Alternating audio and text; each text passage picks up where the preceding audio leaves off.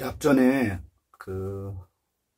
사주학은 상수학이다 그런 얘기를 하다가 지나가는 말로 드렸는데 그것을 좀 잠시 설명드리겠습니다. 이 뒤에 한문을 미리 적어놨는데요. 그 모양상 셈수라고 해서 사주학에는 그 모양과 그 숫자가 한꺼번에 겹쳐진 그러한 논리에서 발생되는 학문이라고 할 수 있습니다. 흔히 말하는 우리가 갑을병정 무기경신임기 할 적에 이렇게 갑이 있지 않습니까? 이 갑 안에는 상도 있고 수도 있다라는 말씀이에요. 쉽게 말해서 이 갑은 목이라는 물상을 가지고 있는데 목의 숫자는 3과 8입니다. 양,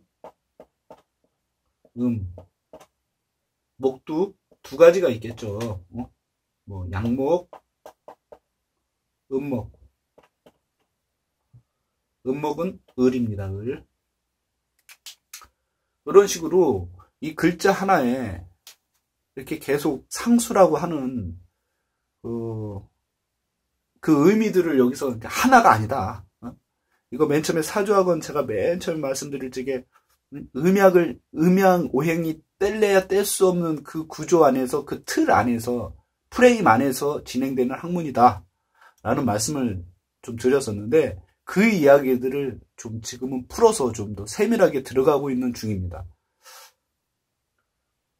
근데 이 상이라는 글자를 보면 모양상이라고 지금 나와 있는데 이거를 보면은 그 의미가 참 재미가 있어요.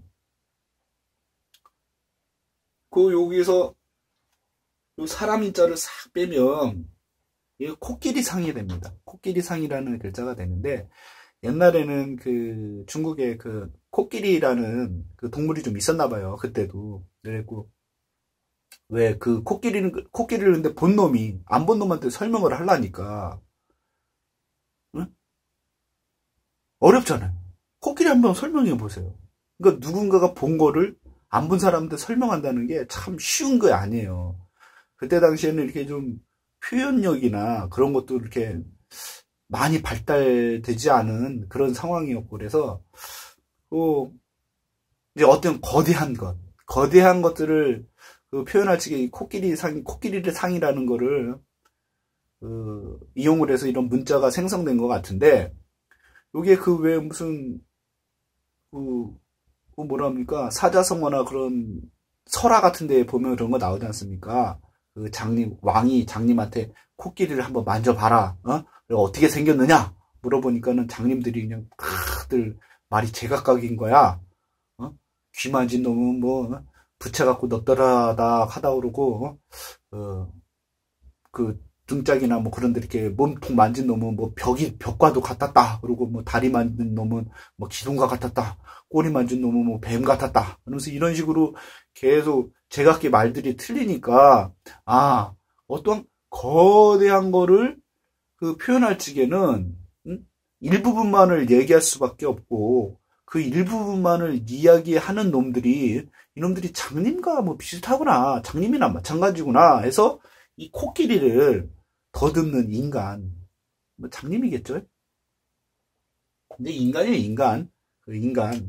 인간을 이렇게 딱 붙여서 모양상이라는 그런 문자가 나왔다. 그런 의미가 아닐까.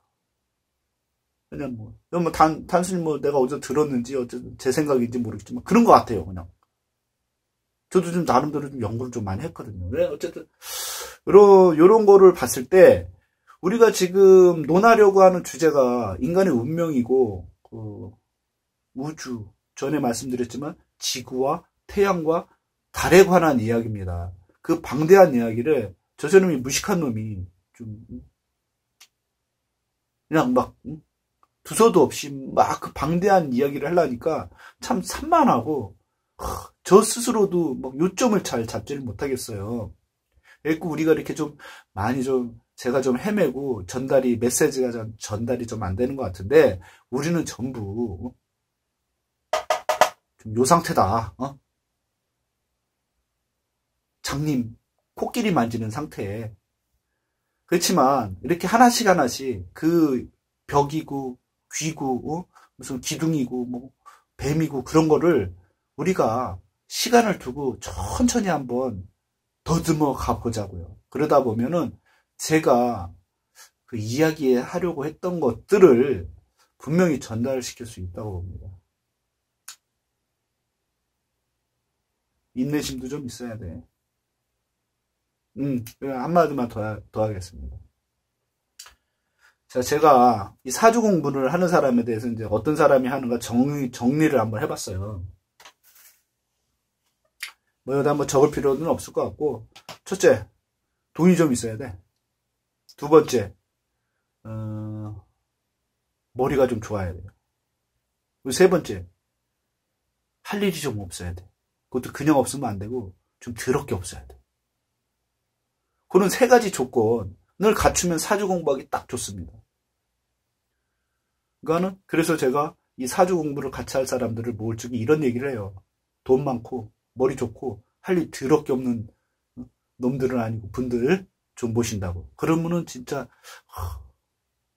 이 세계가 진짜 얼마나 재밌는 세계인지 제가 참 같이 좀 연구를 할 수 있을 거라고 봅니다.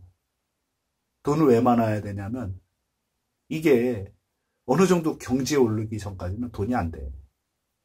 그리고 돈 보고 시작하면 이 공부를 시작하면은 하게 되면 그 사기꾼, 사기 협잡 뭐 그런 걸로 흐르기가 아주 좋은 구조가 그겁니다. 이쪽 바닥이에요. 왜냐하면 그 사주를 물어보러 오시는 분들이 절망에 빠진 사람들이라 막 지푸라기라도 잡고 싶은 사람들이라 막 쫄라 막 뭐 좀 그럼 어떻게 해야 살아남을 거야? 어떻게 살아남습니까? 그러면서 아무리 좋게 말을 해줘도 이거는 어떻게 인력으로 할 수 없는 일이 아니라 당신이 지혜롭게 답은 당신한테 있으니까 그거를 당신이 스스로 해서 나한테 물어보면 내가 조언을 해줄 수 있지만 내가 할 수 있는 게 아니다 라고 얘기를 하고 무조건 자꾸 그냥 막 내 지푸라기가 되는 거야. 막 자꾸 막 저기를 합니다. 그러니 저도 살으려고 같이 죽고서는 얘가 어쩔 수 없이 떼내려고 부적도 쓰고 굿도 하고 막 이런 식으로 하게 돼요. 그래서 일단은 돈이 좀 많으면은 돈이 좀 있으니까 자기 먹고 살 거는 좀 되는 사람이 좋아요. 그리고 머리가 좋은 거. 이게 참 제가 이런 말하기 좀 제가 그렇다는 건 아니지만 이게 이 명리학이라는 학문이 과학적인 학문이고 논리 체계가 확고하기 때문에 이해를 하지 못하면은 공부가 진행이 안 됩니다. 그리고 기존에 와왔던 이 학문을 했던 사람들이 대부분 자칭 타칭 천재들이야. 진짜 남들 다 똑같이 보는 그 태양과 달의 움직임을 끊임없이 보고 그 원리를 찾아냈던 사람들이에요. 그러니까 어느 정도 지금은 그 축적된 기록들이 있으니까 저 같은 놈도 그거를 이렇게 탐구하고 운도 좀 따라서 이렇게 좋은 분들도 만나서 그런 분들에 대한 좀 가르침도 받고 그래서 이 정도 왔지만 기본적으로 좀 머리는 좀 좋아야 됩니다. 그것도 아니라면 할 일이 없어야 돼. 그게 뭔 얘기냐면 시간이 좀 많아야 돼. 할 일이 없는 거야. 너무 막 뭐는 하고 싶은데 할 일이 없어. 이거 몸으로 때우는 거지. 계속 남들 한번 알아들 거를 10번, 20번, 100번 파고 들어가는 거야. 처음 미련한 짓이지.